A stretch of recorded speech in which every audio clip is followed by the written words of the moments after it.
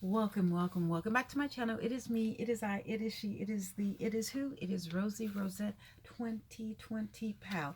Now you guys know, as long as I'm in pain, I can't lift my arms that much. You know, I may pick up my iPad, but that's to show you, but I can't do it for long. And I definitely can't swing around and do the whatever. It's just not working for me. Anyway, so this video is regarding the unaccompanied kids at the Mexican border.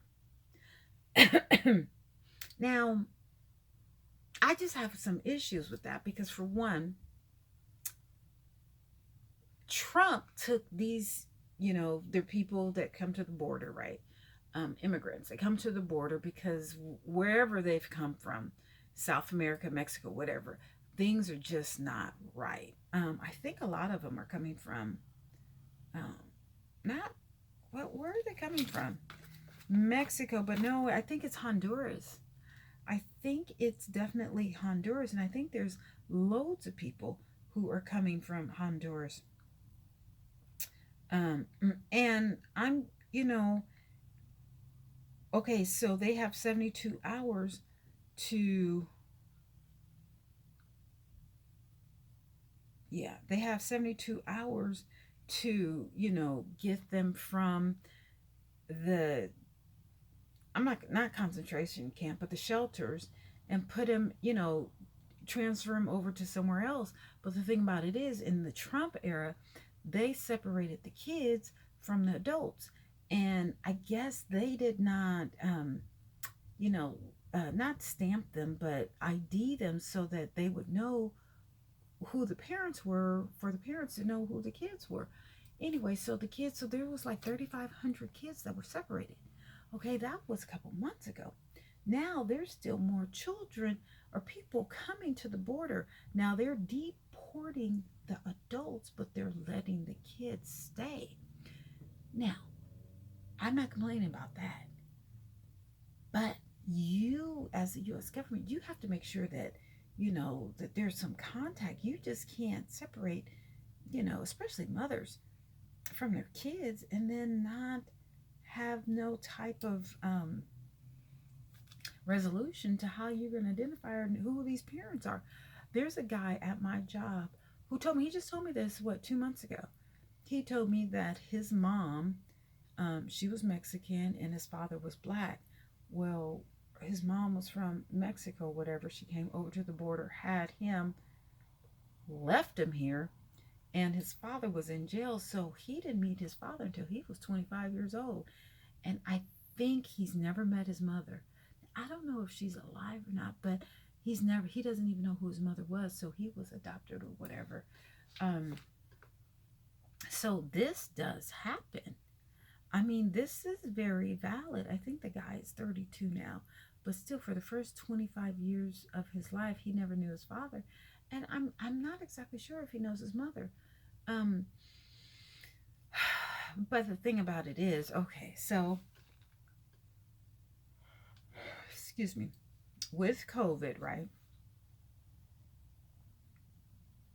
Is today Sunday? Shoot, today is Sunday. So with COVID, there's a lot of things that used to happen that don't happen the way they used to.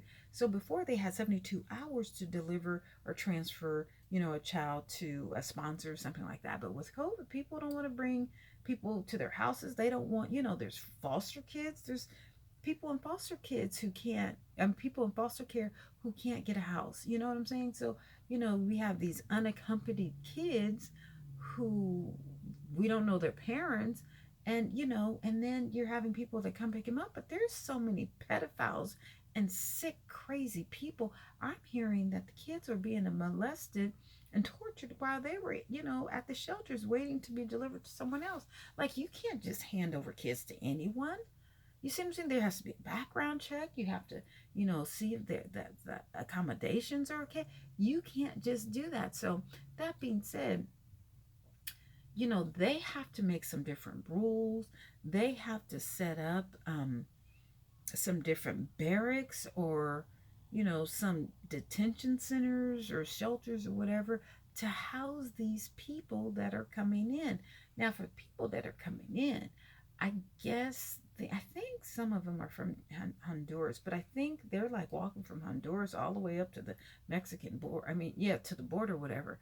So for people to walk thousands of miles with nothing, just the clothes on their backs, and they're willing to give up their kids just so that the kids can be safe, they must be going through some hell. Would I do it? Hell yes. You know what I'm saying? It was, if I had to save my life and preserve the life of my offspring, yes. But the same thing is happening in Africa. Africans are migrating from Africa to Libya or to Liberia or whatever, and they're leaving with the clothes on their backs, and then they're treated like slaves there. And is it Libya or I think it's Libya? And then they have to escape from with their life, so they go from Africa to North Africa. Then they're treated like shit, and so then they have to leave in the boats. I did a video about that 2 weeks ago. um the migration, or the worst migration from Africa or something like that.